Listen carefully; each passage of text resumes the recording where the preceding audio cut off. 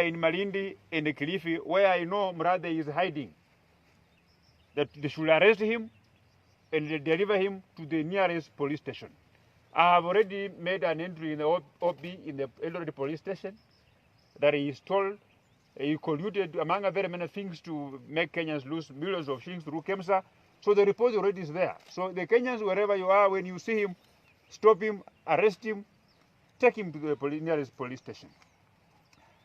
2, the fact that we have people who've been suspended at Kemsa tells it all that money was lost.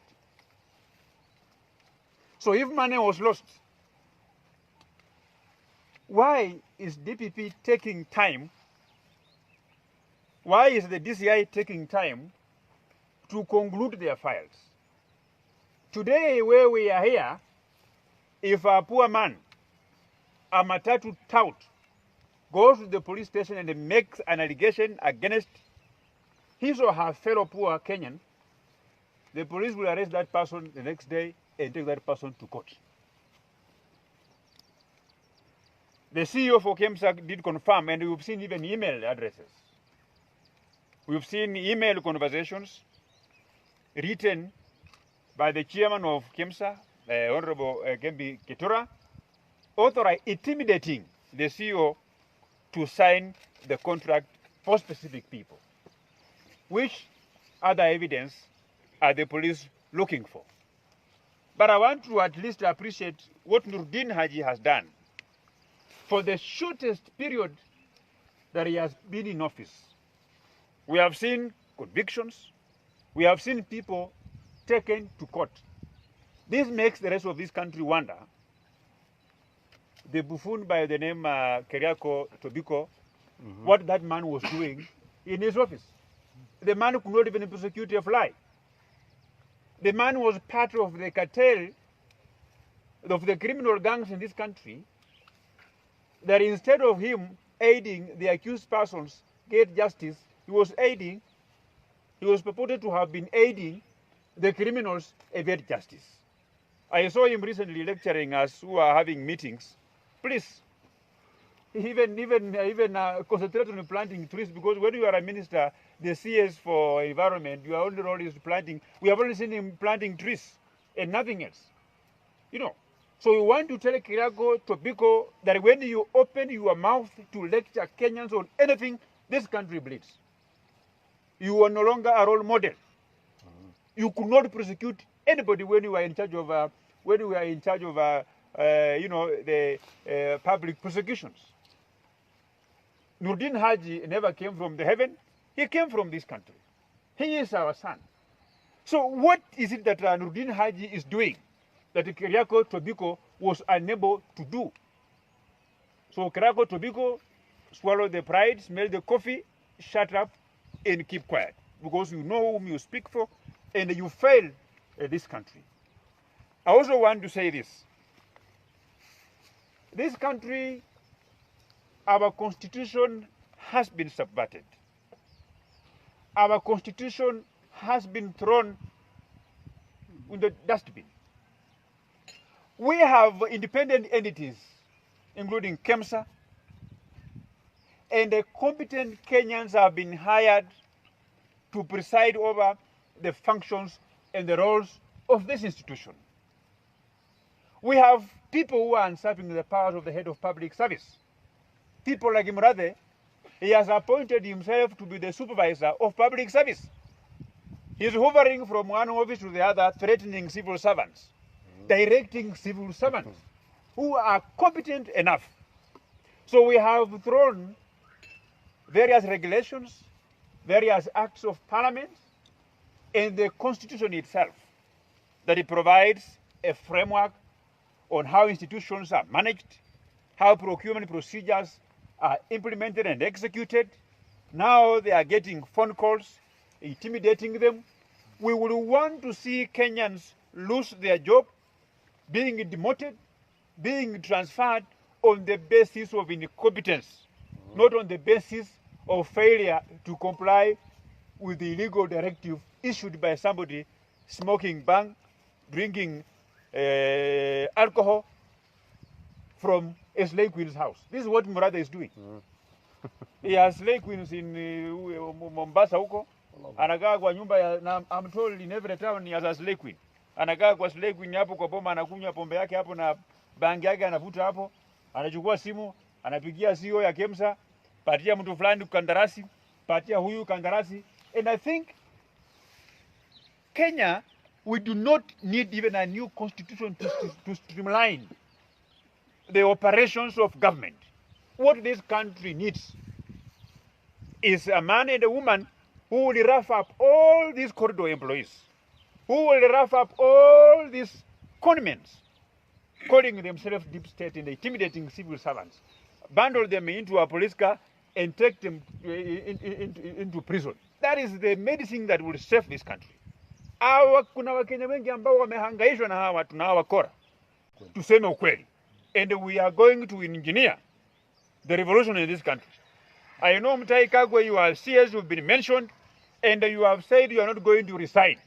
Please, we are coming for you as Kenyans. We are coming to evict you forcefully from that office. Please, move with speed, salvage anything that you can, including portraits of your wives and families that you put in your office. Because Kenyans, we are coming for you. We will remove you from that particular office expeditiously. That is what we are going to do as this country, and we must stand up. We are going to rally Kenyans of goodwill to say no to mismanagement of public resources. We are going to rally the citizens of this country into arresting all these criminals who have been siphoning money from public coffers, who have been engaging in a lot of criminalities with impunity. And when they talk as if they own government. And I want to tell them that Kenyans will have an opportunity in 2022 to change this government so that we can also advance the gains that have so far been reversed by these criminal gangs who, by not following the constitution. We must now look for a new government in 2022, a government that will take Kenya back, and so that Kenya can begin to enjoy the gains of our new constitution. Because we are speaking now, the new constitution has been thrown away. We are not following it.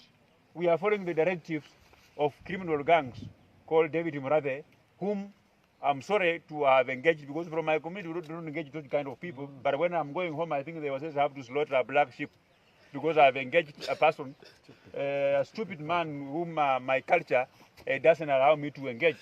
A person who drinks and smokes and abdicates his duties. I'm told he's a man of no doing in his own house. So if you are a man of no doing, I'm told that the people who work on his fence, they also assist him on those other sectors. So those kind of fellas, as we don't engage them from our community. And when I go home, I think they are going to summon me, which I will heed their advice, but I will purchase a black goat, which they will slaughter for engaging a person of no doing, a person who abdicates his bedroom duties and is being assisted to do so by the the hustlers who are working. But the hustlers are good because they're also assisting him. Yeah. Yeah, and I'm told even this man who's he has big problems. This is a man who's we should create a law that maybe recognizes all those fellas.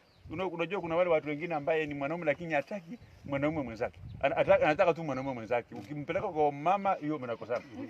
Hata kama yeye ni mwanaume na ako na mama, unajua iko Mungu vile aliumba vile ndakana ile maneno mengine afanye. Lakini yeye anasikia hiyo maneno sijui vidole, sijui nini, hiyo maneno mengine hiyo nasikia sijui. Haipiki salute. Transformer anaambiwa moto haipiti, sasa anatumia tu vidole, sijui mikono, sijui nini. Sasa hiyo ni mtu bure. Mtu yule ndio kama Kibaka angekuwa angesema huyo ni mtu ya kutwangwa makofi. Umesema Murathe, you have said Murathe was using phone calls, and you have mentioned some of the companies. Maybe can you have some names of the directors of the companies? Yeah, there you can Google and You can. I have given you, and from here, I can give you the certificate of registration of those companies.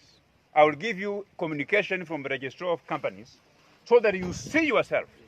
Because some of those names are names of very small people that as a member of parliament, I don't even have, I'll be giving them unnecessary publicity. Because I'm concerned because they are relatives of the big people in government. So I also want you to work hard as a journalist, I will give you the communication of the registrar of companies so that when you will be airing news now, you can confirm the names. And these are very common names.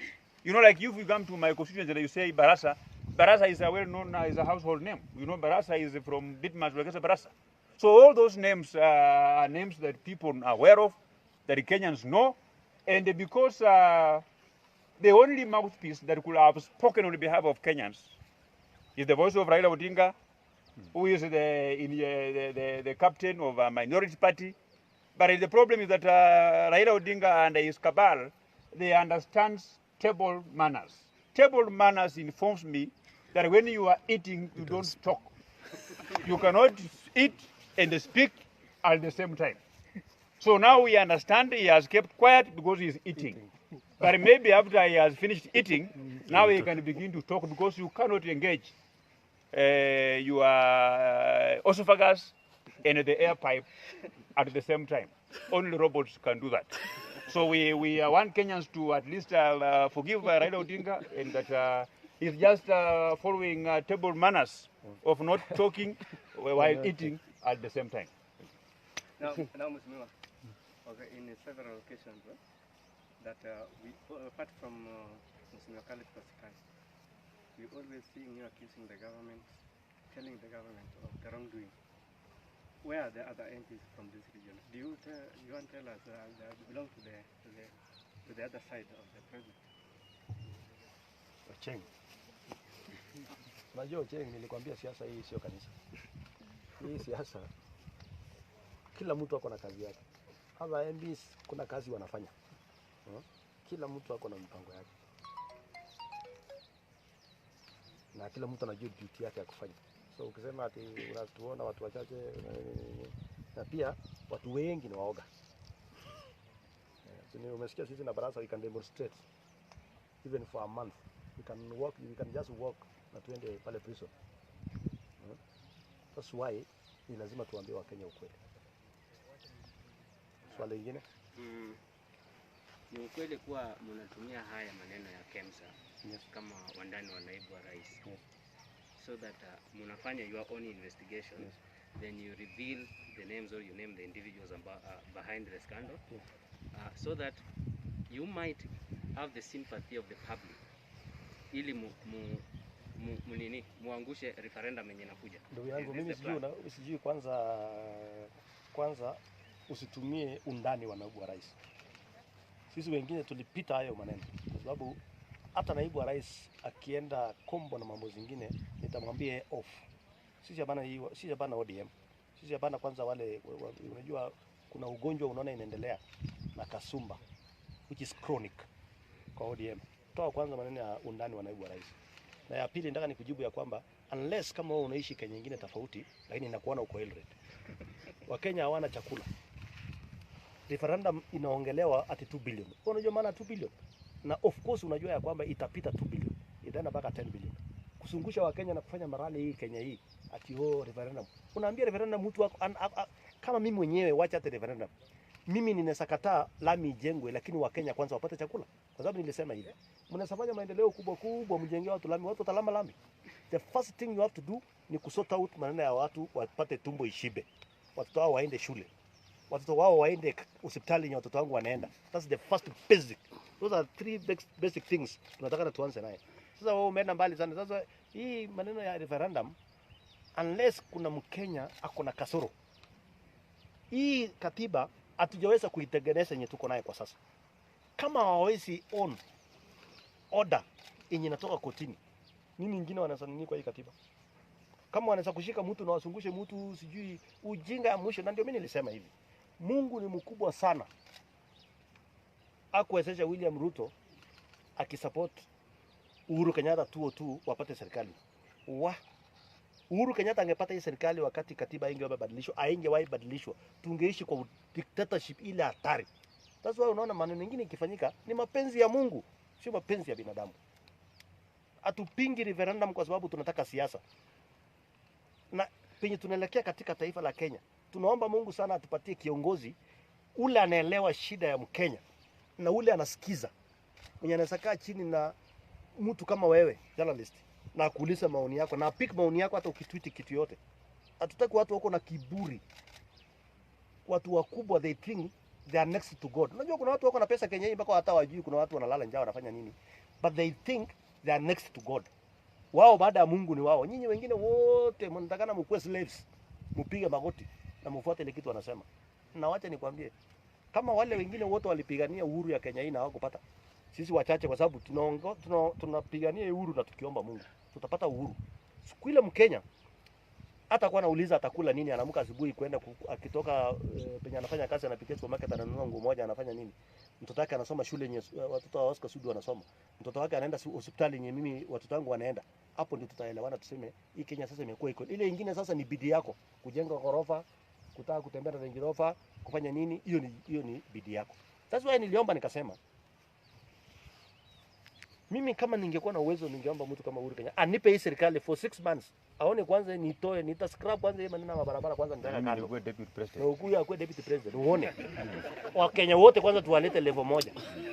Ndio sasa tuanze kuongea hizi vitu zingine. Lakini saa hii mtu mmoja anafanya sekta ya biashara ya kuuza maziwa. Yeye peke yake katika Kenya hii. Maziwa inanunuliwa na shilingi 30 ama shilingi 25 na inauzwa supermarket. Wewe umenunulia swali, enda ununue maziwa ama unajua bei ya maziwa. Supermarket inauza maziwa shilingi 110. Enda kwa ile Kitunguri sako ama ni nini? Enda dairies, enda hapa Eldoret. Mtu anakuuza ng'ombe chakula inafika 25 shillings ama 27 shillings. Alafu unaenda unanunulia maziwa na 27 euro 30. Na wewe mwenyewe umetoa kwanza cream ndani ya hiyo maziwa. Alafu unauza 110. We are so stupid Kenyans. Sisi ni wakumbafu ya mwisho. Ukienda sekta ya fedha ni wao. Ukienda mashamba kubwa ni wao. Ukienda nini ni wao. And they elect us. Ati waizi. Pandemic. Pandemic ni nyinyi. You are the pandemic. Tusienda hapo ndugu yangu, uliza swali lingine. Kuna kitu nilikuwa nimesahau na hii ni ya muhimu sana Wakenya wasikie. Unasikia saa hii sasa COVID numbers zilikuwa za kufanya biashara. Ndio wale kina Murathe waendelee kupora Kemsa. Na kwa vile saa hii COVID imekwisha, mimi nataka Rais Uhuru Kenyatta ile pesa yote ambayo alikuwa amepokea kutoka kwa wafadhili, ile pesa yote esanywe, alafu I waive. Shule zikifunguliwa serikali yote garamie fees ya Wakenya wote. Ilikuwa inalipa half mpaka hata boarding serikali igaramie kwa mwaka mmoja, kwa sababu kama mtu anachukua tu miezi 2, watu kama 10 after 2 months wamekuwa COVID millionaires. Tani hii serikali ni kasino yenye unaingia na gunia unatoka na pesa, ama ni serikali ya aina gani? Are we being led by a casino or a government? Where somebody can just enter a government today, you register a company a week ago, then you become a millionaire. So it means this is a very rich country. And I want to ask Uhuru Kenyatta, kama hana pesa ya kusupport masomo kwa mwaka moja ndio Wakenya wasihangaike na watoto yao kukaa nyumbani, hata ile express railway ambayo wanajenga kutoka airport sijui mpaka Westlands, pia hiyo iachishwe, wasisonge mbele kabisa, so that we have Kenyans. Tutavumilia kwa jamu, hakuna shida, hata tukikaa kwa no problem. Lakini mtoto wa mama maskini, mama muuza mboga kwa barabara, ambaye biashara zake zimeharibiwa na COVID na anatarajiwa alipe fees ya first term. Hatutaki Wakenya wakumbavu wakuwe Kenya wengi kabisa, kwa sababu Wakenya wenyewe hawajakuwa wakisoma. Wale wa matajiri ndio walikuwa wanasoma online. Sasa hawa wakifungua tena shule alafu wafukuzwe wakae nyumbani kwa sababu ya kukosa karo ya shule. Na hiyo ndio walimu watafanya. Nimesikia juzi waziri wa elimu aliwatumia pesa alafu akafute karudi kwa government coffers. Kwa hivyo shule pia iko na matatizo. Na tunataka sasa mwaka ikifunguliwa, na tunaomba Raila Odinga atusaidie, atutaki ausaidie maneno ile nyingine. Na ama madhambi zake zitaongezeka akifika kule mbinguni, hata kuna dhambi nyingi na yeye karibu miaka imesonga.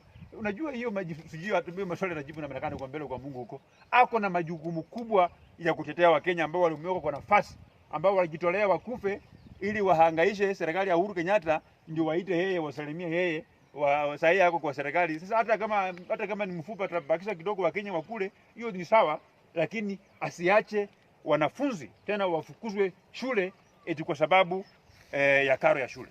Hizi kama wajumbe tutatua CDF, lakini serikali lazima itoe pesa nyingi zaidi, ile ambayo itafanya masomo yote kuwa ya free, na atoe executive order kwamba principal yoyote ambaye atafukuza mtoto ati sijui pesa ya lunch, sijui pesa ya nini, ule principal afutwe kazi mara moja, aende wakae huko na bwana Murathe, watu ya kutembea kwa barabara huko, ya kufanya biashara hapo ya conmanship kwa barabara huko, na kuandaa wafanya biashara na kukula pesa yao, kwamba watawafutia tenda za serikali. Mheshimiwa, swali langu ya mwisho. Bado uko na maneno? Lakini hii husiani na Kemsa na the scandal. Wiki jana ulikutana na MCS kutoka Elgeyo Marakwet, Uasin Gishu na Nandi. And recently tuliona Njiru alienda kukutana na naibu wa rais. Kulingana na uhusiano kati ya senator wa Baringo na Uhuru Kenyatta, does it mean that you are out to lock Gideon Moi out of Rift Valley ahead of 2022? Ndugu, unajua kuna maswali mengine. That's why nilisema na niliomba naibu wa rais, nikasema kama candidate wao watakuwa ni Gideon Moi, kama candidate ya deep state atakuwa ni Gideon Moi, nimeomba William Ruto nikamwambia mimi nikiwa naye ni kama ako naye, aniwachie nishindana na Gideon Moi. Hatumdharau. Gideon Moi ni among wale watu waelewi kabisa mnasema shida ni nini. Haiko kwa nini, kwa hesabu yao yoyote. Na kukutana na MCS, ndugu yangu, nafikiri ni kujitolea. Walikuja hapa nyumbani wakakula chakula, hakuna kitu niliwapatia. Hawa ni viongozi wenzangu na ni viongozi wa hapa nyumbani. Kama kuna nyasi walikanyaga, ni wewe umekanyaga. Kama kuna chakula walikula, ni mimi na bibi yangu nilipika. Kama kuna wakati niliongea hapo na microphone, tuliongea maneno yetu ya nyumbani. Haimaanishi ati tunataka tulock mtu yote. Mimi nilisema hivi, tunataka siasa ya Kenya ifike kwa kiwango kingine. That's why nilileta watu wa Kisumu tukaongea nao hapa. Tunataka siasa ya Kenya ifike mahali William Ruto akienda Kisumu atalakiwa Kisumu na aseme sera zake. Raila Odinga akikuja Eldoret anipigie mimi Sudi, mimi ni rafiki yake, nitamtengenezea hali ya kuja aseme sera zake. Hiyo ndio unaona, kwanza toka kwa hiyo siasa ya samani. Sasa wewe au ushindani